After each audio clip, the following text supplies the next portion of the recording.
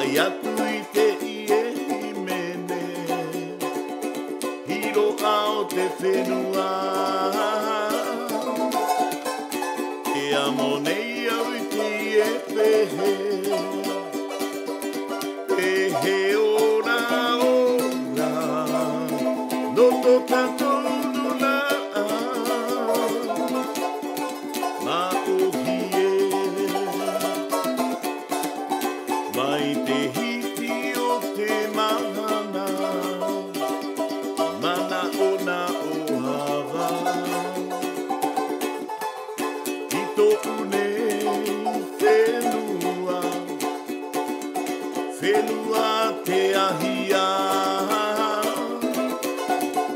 Te amo nei au I te ie pehe Pehe ora ora No to tātou luna Ma o hie No to tātou luna Ma o hie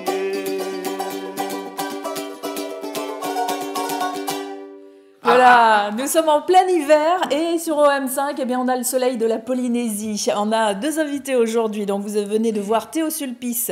Tanaapu Pa'a, c'est son prénom, il vient des Marquises. Et Bien puis, prononcé. oui, hein, et puis il a Théo aussi, un autre Théo, mais qui s'appelle Ratakaoko Teodoro. Hein, on va dire ça comme ça, hein, c'est ça. Qui lui vient, pas des Marquises, mais des Tuamotu. Bonjour à tous les deux. Yaorana. Kaohanui. Kaohanui. Alors, vous représentez Sho Tahiti Nui. Voilà. Ça, c'est un groupe qui existe depuis combien de temps maintenant? Ça fait 34 ans. 34 ans, c'est le temps que tu vis, enfin, tu as démarré il y a 34 ans cette aventure, Voilà. et tu n'as pas quitté la métropole, sauf pour retourner en Polynésie de temps en temps, aller chercher des chanteurs, des danseurs, des musiciens. Mais pour aller en Polynésie aussi, pour aller à travers le monde, parce que je pense que Sho Tahiti Nui, c'est toute ma vie. C'est une troupe que j'ai fondée il y a 34 ans. Et puis en même temps, c'est aussi une troupe qui permet à faire découvrir notre belle 5 archipels de la Polynésie à travers le monde, avec surtout le Ori Tahiti et les danses marquisiennes. Alors le Ori Tahiti, pour celles et ceux qui ne savent pas, c'est la danse tahitienne. Hein. Alors effectivement, dans ce groupe, c'est plutôt de la danse tahitienne et des danses marquisiennes, puisque tu es originaire des Marquises. Il y a combien de danseurs? Enfin, la troupe, ça représente combien de personnes? En fait, cela dépend surtout des deux mondes. Alors, donc, j'ai des agents qui travaillent à travers le monde.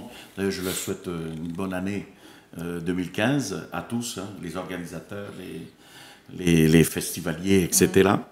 Donc, c'est eux, en fait, qui font la demande. Donc, c'est quand ils demandent 20 danseurs, donc on me donne un budget conséquent pour pouvoir faire réaliser ce projet. Donc je pars à Tahiti, je vais recruter des danseurs et qui viennent en métropole, on les forme ici avec bien sûr un spectacle. Voilà, on monte le spectacle entier et ensuite on part dans des différents pays. D'accord, ça veut dire que ces 20 danseurs ou ces 30 danseurs, peu importe le nombre qui est choisi à ce moment-là, ne restent pas à Paris tout le temps, ils sont là pour une mission précise. Ça peut durer 1 an, ça peut durer 2 ans, c'est ça? Oui, nous travaillons avec des grandes sociétés internationales telles que PortAventura en Espagne ou alors SeaWorld en Chine ou en Lituanie. Nous avons eu des contrats pendant 2 années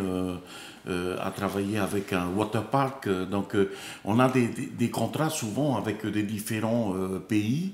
Et puis... et alors comment on gère des danseurs juste pour une période, juste pour un spectacle ou une tournée? Ça doit être difficile. Oui, c'est beaucoup de travail. Ce qui est plus difficile pour nous, c'est surtout au niveau de la préparation, tout ce qui est administratif. Après, le côté spectacle, ça, on le connaît parce qu'on est du métier. On a fait des mises en scène internationales ou nationales dans les différentes émissions de télé. On a fait plus de 300 émissions de télé à travers le monde. Donc, ce qui est compliqué, c'est surtout... Oui, chez Drucker, par exemple. Hein, Drucker, c'est un ami. D'ailleurs, j'envoie le bonjour à mon ami Michel. Voilà. Oui, parce que Drucker nous regarde. Mais un petit coucou, bonne année aussi. Alors, ce qu'il faut dire, c'est que Théo est le patron, on va dire, de cette troupe, mais tu es aussi auteur-compositeur. D'ailleurs, la chanson que vous avez interprétée tous les deux en début d'émission, c'est une chanson que tu as composée et qui parle de la Chine. Non, qui est composée par Rata. Composée par Rata. Ah, d'accord. En fait, si tu veux, dans mon équipe, il y a tout. Il y a tout. Il y a des tatoueurs, il y a des danseurs, compositeurs, des danseurs et tout. Donc voilà, je suis assez complet dans ce... Mais toi aussi, tu composes. Oui, je suis un des vieux compositeurs. Ça fait maintenant plus de 20 ans que je suis membre de la SACEM. Et je suis fier d'être membre de la SACEM. Et en même temps, je défends nos droits. Et la culture. Quand tu dis je défends nos droits, c'est le droit de tous les musiciens en fait polynésiens. Tu es un peu porte-parole, hein. Voilà. Ouais. En Polynésie, on a monté le syndicat, le SPAC. Et nous avons mené un combat avec l'ensemble des artistes qui étaient membres de ce syndicat pour justement défendre le droit en Polynésie qui a été spolié par la société de la SPACEM, qui est aujourd'hui en liquidation judiciaire. On n'en parle plus, c'est terminé, mais maintenant il faut qu'on puisse reconstruire. Oui, puis continuer à avancer. Voilà, continuer à avancer et voir avec le nouveau gouvernement d'Edouard Fritsch s'il a la volonté de vouloir mettre en place une nouvelle structure pour la jeunesse de demain. C'est même pas pour nous, parce que nous on a tracé notre autoroute, elle est faite. Mais maintenant, il faut aussi penser aux jeunes de demain qui, eux, n'ont pas justement une visibilité de leur avenir musical. Oui. Donc je pense heureusement que la SACEM est là. La SACEM fait un boulot considérable, que normalement ce travail, ça devait être le pays qui doit faire, et non pas la SACEM. Mais ça a été le cas à une période. À un moment donné. Voilà, mais encore aujourd'hui, la SACEM fait un travail formidable. Non, mais je parle de la SPACEM. C'était un peu le travail que fait la SACEM aujourd'hui, mais ça s'est fait il y a quelques années. Ça marchait un peu mieux. Ça marchait bien à l'époque. Ça marchait bien, pourquoi? Parce qu'il y avait un membre de la SACEM dans les années 78. C'était Kamineri qui était responsable de cette société de perception en Polynésie, dont la loi a été votée à l'Assemblée de la Polynésie pour les artistes polynésiens. Oui, c'est ça, parce qu'en fait, la SPACEM, comme la SACEM, en fait, enregistre toutes les compositions des chanteurs, complètement. Et ensuite vous reverse, c'est-à-dire que si quelqu'un utilise votre chanson pour un générique, pour une diffusion X les chaînes de télévision, les radios aussi, et ensuite, ils payent quelque chose à la SPACEM ou à la SACEM qui vous reverse des droits. Hein, c'est comme ça que ça marche. Voilà. Donc effectivement, aujourd'hui, même si la SPACEM ne fonctionne plus, heureusement que vous avez encore la SACEM. Donc ça, c'est pour le côté bonne année à la SACEM. Voilà. On peut même dire bonne année à la SACEM. Grâce à eux, les artistes commencent peuvent vivre de leur art. Voilà, c'est ça. Et alors, à côté de toi, il y a Rata qui, lui, alors en plus d'être auteur-compositeur, est tatoueur. Tout à fait. Et alors, toi, ça fait combien de temps que tu vis en métropole? 7 ans que je suis sur le marché. C'est vrai que à mon tour, je suis artiste musicien. Voilà. Et après, devenir tatoueur, ça n'a pas été évident, parce qu'il faut tout apprendre de zéro jusqu'à maintenant. C'est vrai qu'il y a de l'évolution. Et oui, parce que les gens croient que comme ça vient de chez nous, le tatouage, depuis tout petit, on connaît ça. Mais non, ça s'est perdu un petit peu aussi. Hein. Oui. Il y a eu un renouveau dans les années 70, mais avant ça, effectivement, le tatouage était devenu interdit avec l'arrivée des missionnaires, l'arrivée des Français sur le territoire polynésien. Donc là, c'est quelque chose que les anciens dont tu fais partie ont dû réapprendre, et les jeunes font la même chose aujourd'hui. Vous transmettez un petit peu ça aussi? C'est surtout de reprendre ce qui a été fait par les anciens, mais actuellement, il y a tellement de modernisme qu'on a amélioré un petit peu les designs. En fait, il faut dire que juste un petit mot, entre parenthèses, c'est Tavana Salmon qui avait remis le tatouage en marche. Tavana Salmon avec TV, qui a reçu 350 cochons par les Samoa qui ont... TV est un vrai roi là-bas. Le vrai roi Tuhuka aujourd'hui. Stevie, c'est celui qui a des tatoué tatouages partout. Hein. C'est un cousin. Ouais. Voilà, et aujourd'hui, d'ailleurs, il refuse qu'on prenne des photos parce qu'on a énormément utilisé son image et lui n'a jamais rien reçu. Et en fin de compte, il travaille dans l'hôtellerie.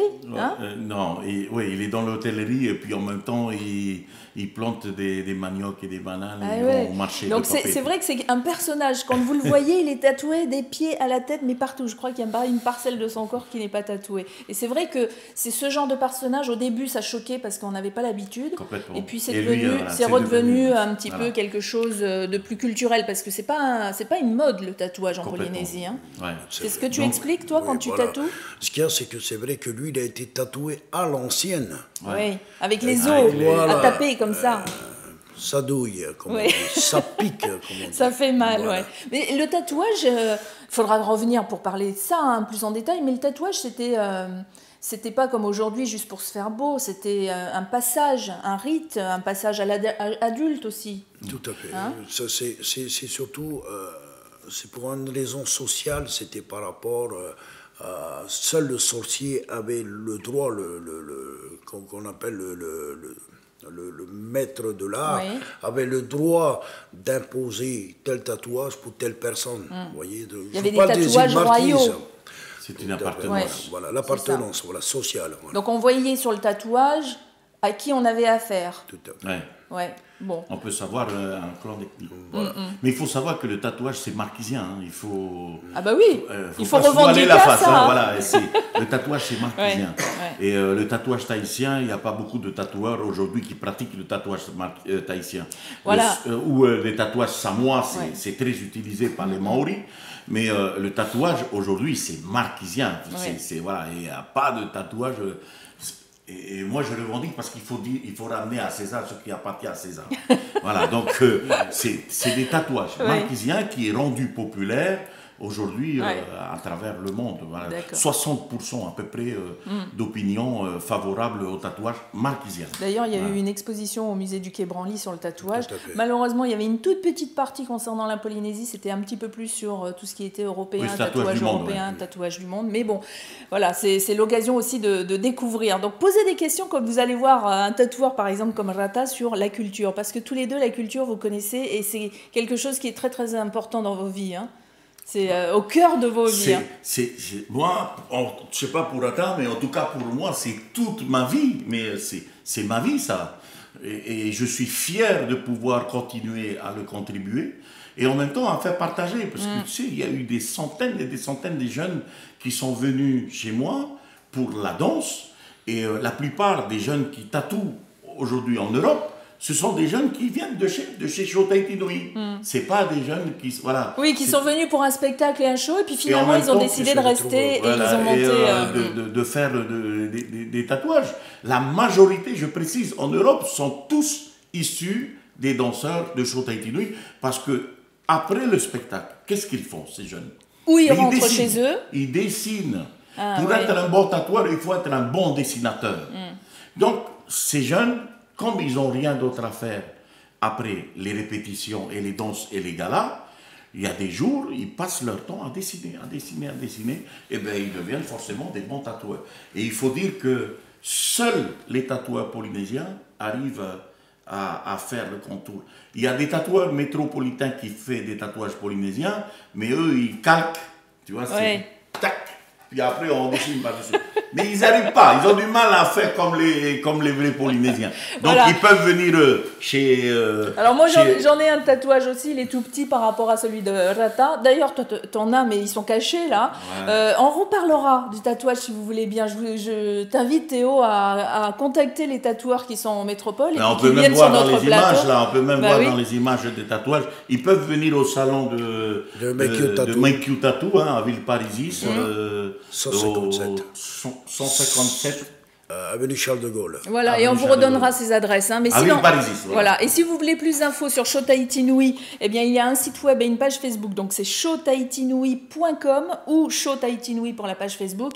Et messieurs, on va se quitter en musique. Quelle chanson vous allez nous interpréter? Un petit amouré, on va faire un petit amouré, voilà. Hein, on est vendredi, on fait la bringue. Voilà.